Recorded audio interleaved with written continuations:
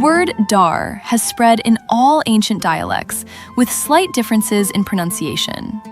So, the word dar is present in many ancient dialects that spread thousands of years ago from Ethiopia in the south to the Mediterranean Sea in the north, and from the Gulf in the east to the Atlantic Ocean in the west. DWR. This root, found in ancient Sabaean in Yemen, as in the Qurayshi dialect in Mecca, in Aramaic in the Levant, and in Ge'ez in Ethiopia, refers to circle, rotation, or turning. Anything that rotates is often associated with the concept of a circle. It can be used to describe a circular motion or a cycle. So, DWR in the ancient Sabaean language of Yemen refers to rotation.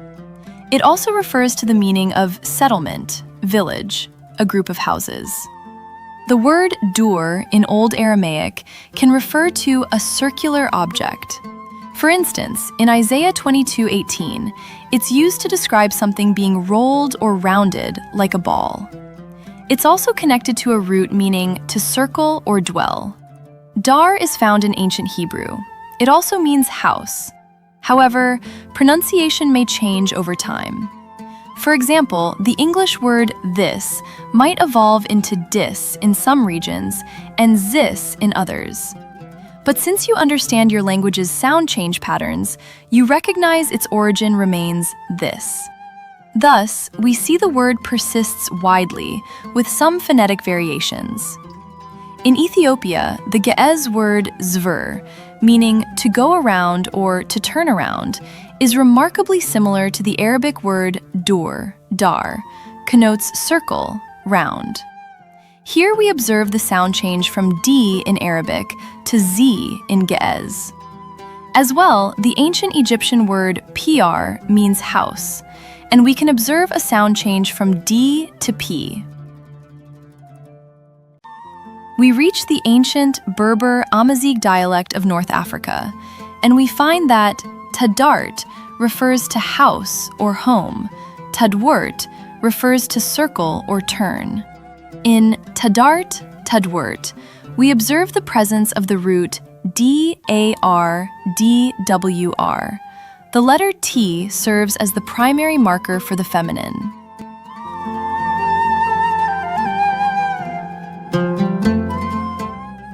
This linguistic pattern, specifically the use of the letter T as a circumfix surrounding the noun to denote the feminine, is well documented in ancient Libical Amazigh Berber inscriptions. These archaeological records predate the Arab conquests by several centuries, providing definitive evidence that this feminine marker is an indigenous, foundational feature of the language, rather than a later adaptation influenced by Arabic. But how can we be certain this isn't the result of relatively recent Arabic influence? We know this when we find that the word agadir means a high house or a large fortress. The word agadir is indeed a very old word in the Amazigh Berber dialect, and its ancient origins are well established in linguistic and historical studies. Its roots are traced back to Phoenician gudur, meaning wall or fortified enclosure, which entered the Amazigh Berber lexicon centuries before the Arab conquests of North Africa. It refers specifically to a fortified communal granary, often built on high ground, or a fortified settlement. The Amazigh word of Phoenician origin, gudur, meaning wall, is still used today throughout the Arab world, from the Atlantic Ocean to the Gulf. This example alone demonstrates that Arabic and its Afro-Asiatic sister dialects are very ancient, dating back more than 9,000 years, although we cannot date them back much further. So, I have tracked down a single word that means circle and found that across the Arab world, it has meant house for thousands of years. That's because, over 9,000 years ago, houses were built in a circular shape. And we Arabs still say dar from the Gulf to the ocean when we say house. We can read in some references in books that The Semitic subgroup alone, for instance, has an estimated time depth of almost 6,000 years, according to Kitchen et al. If we consider the ancient word dar, which means house, and is etymologically related to circle, alongside archaeological findings of circular house structures dating back approximately 9,600 years, it implies that the ancient Semitic, Afro-Asiatic language has a greater time depth than the 6,000 years suggested in the aforementioned quote. Thus, the words in ancient Arabic poetry and the Holy Quran originated with Arab people who inhabited our Arab homeland more than 9,000 years ago. Researching the meanings of these words will lead us to a history that may not have been discovered yet. I will not burden this book with an exhaustive tracing of words, as they number in the hundreds of thousands, if not millions. Instead, I will trace a select few that will aid us in exploring the status of women in very ancient times.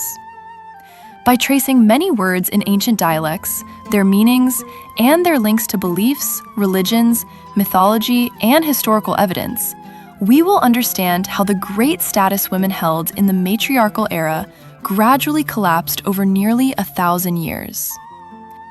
Before we begin tracing words, beliefs, religions, myths, and historical evidence, we must first acknowledge that pre-Islamic Arabic poetry existed centuries before the emergence of the Quran. To this day, it remains intelligible to any Arabic speaker who reads both the poetry and the Quran.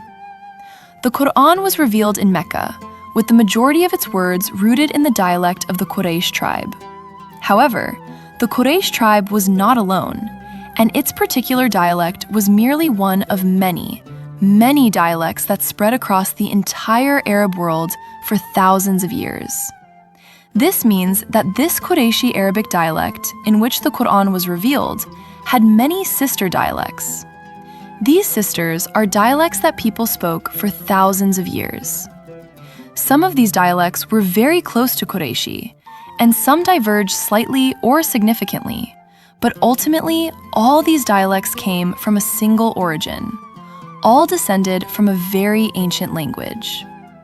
Thus, those ancient dialects emerged from a very ancient language that Orientalist scholars initially called Semitic and Hamitic languages, derived from names coined by Torah scribes, who claimed they were the names of Prophet Noah's sons, Shem and Ham. Since scholars no longer accept these classifications and genealogies of peoples found in the Torah, as they are not based on scientific and objective facts, but are mere fabrications, the nomenclature changed.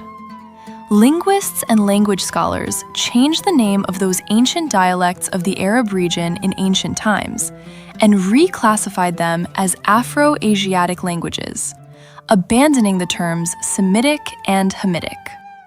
Eventually, the term Al-Ariba was adopted, according to Dr. Abdel Munim Al-Majoub.